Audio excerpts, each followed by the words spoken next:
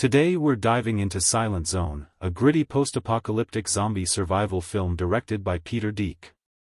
Spoiler alert, I'm going through the story in detail except the final climax and how everything wraps up. If you haven't seen the movie yet, this will give you a strong breakdown of the setup, characters, and key events leading into the final act. The film opens in the year 2012 with the world thrown into chaos. A viral pandemic has spread, turning people into savage, feral creatures that roam the earth unchecked. We meet a young girl named Abigail, whose life is torn apart. Her mother and brother are attacked by one of these ferals during the early outbreak. Her sister/brother, depending on the scene, is infected, and her world shatters. She is rescued by a man named Cassius, a police officer turned survivor, who adopts her and takes her into survival mode. For the next 10 years, Abigail and Cassius live in the wild. They hunt, forage, hide. They move their camp regularly, always keeping one step ahead of the ferals. This prolonged survival creates a hardened bond between them. Cassius becomes a father figure, mentor, protector. Abigail matures into a resilient teen who's seen more than most will in a lifetime. After a decade on the move, Cassius has a plan: escape to an island off the American East Coast, a remote refuge far from the chaos. Abigail supports the plan. But their quiet life is disrupted when a pack of ferals closes in on their camp.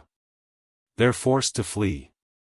On the road, they encounter another group of survivors, a heavily pregnant woman named Megan, and her husband David. Cassius, Abigail, Megan and David now become a traveling group, with varying motivations, fears, hopes.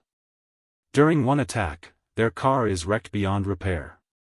Cassius kills the mate of the feral pack's alpha, escalating the danger because the alpha now pursues them with extra vengeance.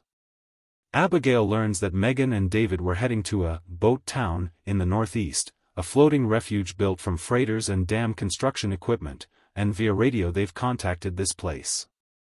Abigail votes to join them. Cassius is reluctant because he still wants the island plan. Tensions rise. That night they reach an abandoned city setting where they find Abigail's father's old turboprop plane stored. They spend the night there. The next day the ferals catch up, forcing them to limp toward the plane. They manage to take off but the engine malfunctions, and they crash. Now their original plan is in jeopardy. Cassius concedes they must switch to the nearer boat colony destination.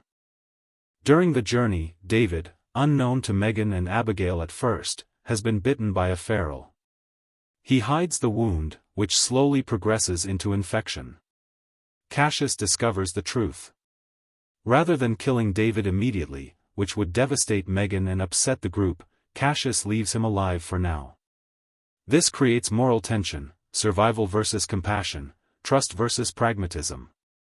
As night falls, the group comes across a remote forest hut owned by Norton, an engineer. Norton gives them shelter.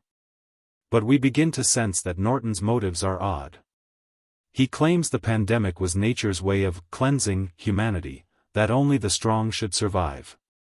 This ideological twist adds a layer beyond just survival. The group is drugged by Norton's hospitality. David's infection reaches its final stage. Norton uses a sonic gauntlet he built to control the ferals, unleashes his feral wife on the group. David frees himself and they escape in Norton's Land Rover. Megan goes into labor during the escape. David remains behind to delay the pursuing ferals, but eventually the ferals catch and kill him, sacrificing himself for the group's escape. Abigail, Cassius and Megan reach the colony called King's Harbor, a floating settlement of freight ships around a dam project. The community welcomes them. Megan gives birth to a daughter shortly after arrival, but tragically she dies due to the strain of childbirth. Cassius promises to care for the baby. In the colony, Abigail befriends a local youth named Roderick, who shows her a hidden escape tunnel and teaches explosive traps in case the ferals invade. The island refuge plan is now overshadowed by their new reality: defensive, protective, survival in a fixed location rather than constant flight.